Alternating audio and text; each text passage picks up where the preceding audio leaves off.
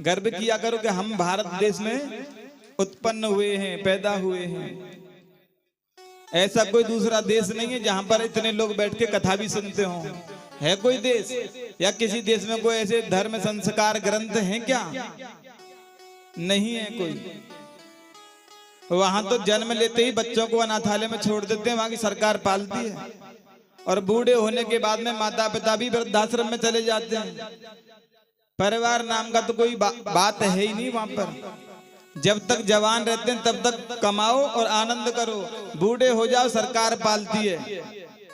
और बच्चे अगर हो जाएं उनको भी सरकार रखती है अपने यहाँ पर। लेकिन थोड़ा थोड़ा हमारे देश में भी अब ये आता जा रहा है। जब घर में बुजुर्ग हो जाते हैं तो वृद्धाश्रम में छोड़ के आते हैं और गर्व से और कहते हैं हमारे भारत में भैया वृद्धाश्रम है। धिक्कार है, ये वृद्धाश्रम क्यों खुले? आप लोगों की वजह से खुले, अपने माँ बाप की सेवा नहीं करते। माँ बाप बोझ लगते हैं, कौन सेवा करेगा? हमारी स्वतंत्रता में विघ्न आएगा। स्वतंत्र रहना चाहते हैं, कोई किसी की बात मानना नहीं चाहता। अगर घर में कोई बुजुर्ग होंगे तो वो आपको अनुभव ही प्रदान करेंगे अपने जीवन का कि हमने अपने जीवन में ऐसा कष्ट पाया है, आपको नहीं मिले।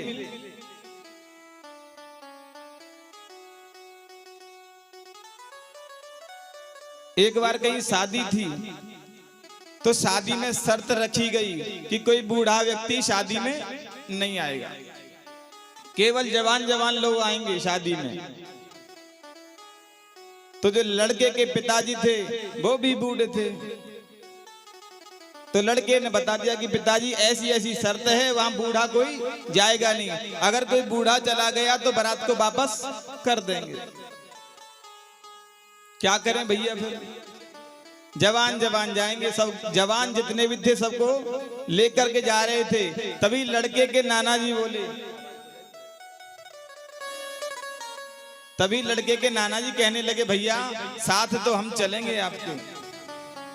कि नाना जी उन्होंने साफ मना किया है, अगर कोई बूढ़ा आ जाएगा तो बारात वापस हो जाएगी। अब आप तय कर लो बारात को वापस करवाना है या नहीं। एक काम करो, आप हमें किसी पेटी में संदूक में छुपा करके ले चलो। ठीक है। अब नाना जी को संदूक में बिठाया, ताला लगा के ले गई। अब उस जमाने में बस थी या गाड़ी घोड़े थे, जो भी थी व्यवस्था उसके अनुरूप ले गए। बारात पहुंच गई द्वार पे, तो वहां जो संरक्षक थे, जो देखने वाले थे, तो देखने गए कि कोई ऐसा तो नहीं बूढ़ा आया हो बारात में। देखा तो सब जवान हैं। जा करके सूचना दी कि महाराज सभी जवान आए हैं, बूढ़ा कोई भी नहीं आया है। स्वागत सत्कार हुआ बारात का। तो लड़की के पक्ष से कोई आया और कहने लगा दूल्हे से, देखो भैया बारात आ गई, बहुत अच्छी बात है, लेकिन हमारे यहाँ एक नदी बह रही है। फेरे जब होंगे जब नदी को आप दूध से भर दोगे, नहीं तो फेरे नहीं हो सकते। बारात वापस ले जाओ।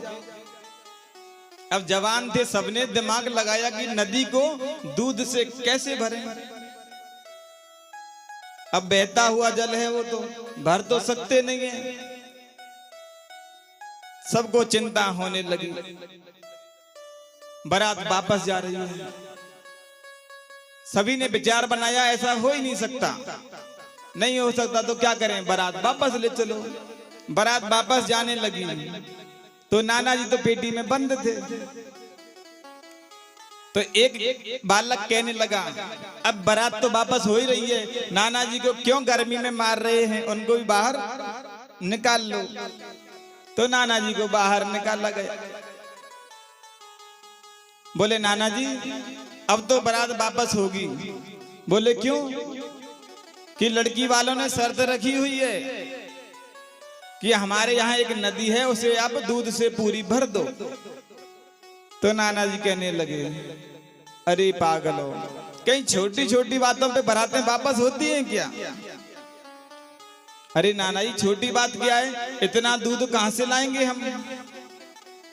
एक काम करो, लड़की वालों से जाके कह देना आप नदी को खाली कीजिए, दूध का इंतजाम हमने कर लिया है। अब जा करके कह दिया तो लड़की वाले समझ गए कोई बूढ़ा जरूर आया है।